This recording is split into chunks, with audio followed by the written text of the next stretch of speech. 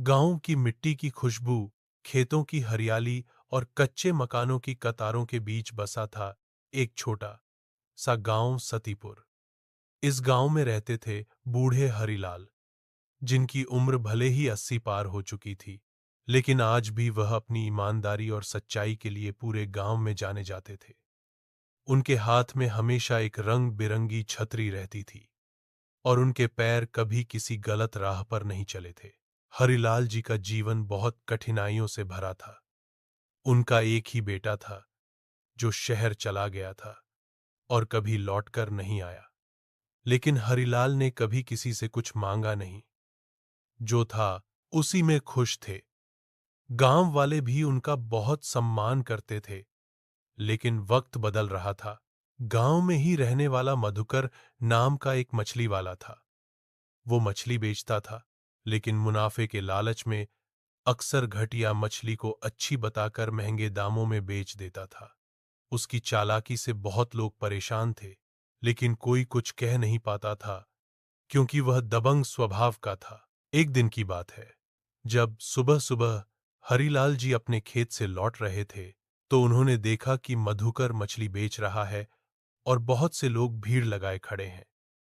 उनके मन में भी आया कि आज बहुत दिन बाद कुछ अच्छा खा लिया जाए। वह धीरे धीरे उस दुकान की ओर बढ़े। भैया, 1 किलो ताजी मछली देना, हरिलाल ने अपनी थकी आवाज में कहा। मधुकर ने मुस्कुराते हुए एक बड़ी सी मछली तौली और कहा, बाबा, ये सबसे ताजा है, समुंदर से अभी अभी आई है, 200 रुपए दो। हरिलाल ने अपनी जेब से कपड़े में बंधे पैसे निकाले और गिनकर उसे दे दिए। लेकिन जैसे ही वो घर पहुंचे और मछली पकाने की तैयारी शुरू की, उन्हें बहुत बदबू आने लगी। मछली सड़ी हुई थी। हरिलाल को बहुत दुख हुआ, लेकिन उन्होंने कुछ नहीं कहा। चुपचाप मछली को खेत में जाकर गड्ढा खोदकर दबा दिया। उन्होंने सोचा, किसी से झगड़ा करना ठीक नहीं, भगवान सब देख रहा है। अगले दिन गांव में एक अजनबी आया।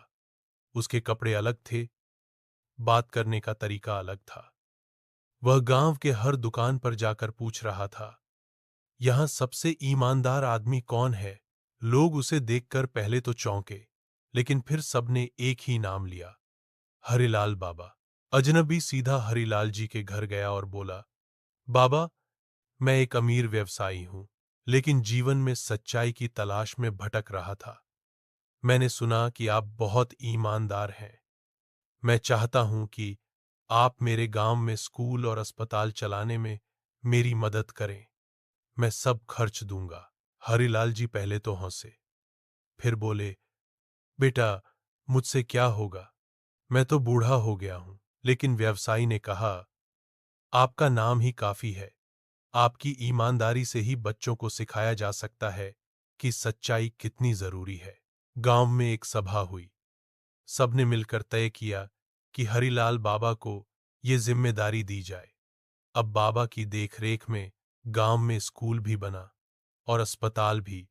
धीरे धीरे पूरा गांव बदल गया।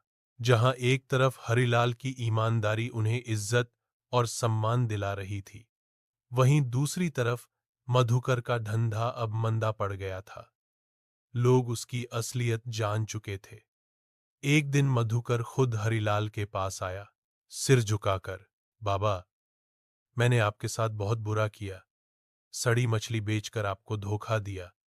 लेकिन मुझे अब समझ आया कि झूठ से कभी भला नहीं होता। मुझे माफ कर दीजिए। हरिलाल मुस्कुराए और बोले, बेटा, सच्चाई देर से ही सही, पर हमेशा सामने आ ही जाती है। अगर तुम सच में बदलना चाहते हो, तो सच्चाई से जीवन जियो। इसके बाद मधुकर ने अपनी आदतें बदल दी।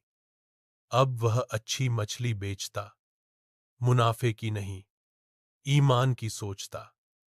धीरे धीरे उसका काम फिर से चल निकला, लेकिन इस बार भरोसे की नींव पर। गांव के लोग अब बच्चों को हरिलाल बाबा की कहानी सुनाते।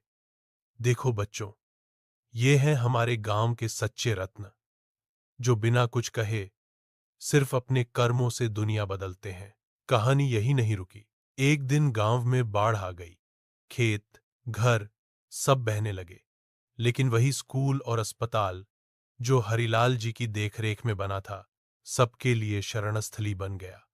कई परिवारों की जान बची। सबने मिलकर बाबा का धन्यवाद किया। बाबा ने तब एक बात कही जो हमेशा गांव वालों के दिल में गूंजती रही, ईमानदारी कभी अकेली नहीं होती, वो अपने साथ भरोसा, इज्जत और खुशहाली लाती है। और तब से सतीपुर गांव में एक नई परंपरा शुरू हुई। हर बच्चे को ईमानदारी की शपथ दिलाई जाती और हर घर में एक चित्र टंगा होता, हरिलाल बाबा की रंग बिरंगी छतरी के साथ। मेरे प्यारे दोस्तों, अगर आपको मेरा कंटेंट पसंद आता है तो कृपया मेरे YouTube चैनल को सब्सक्राइब करना न भूलें। आपके समर्थन के लिए बहुत बहुत धन्यवाद।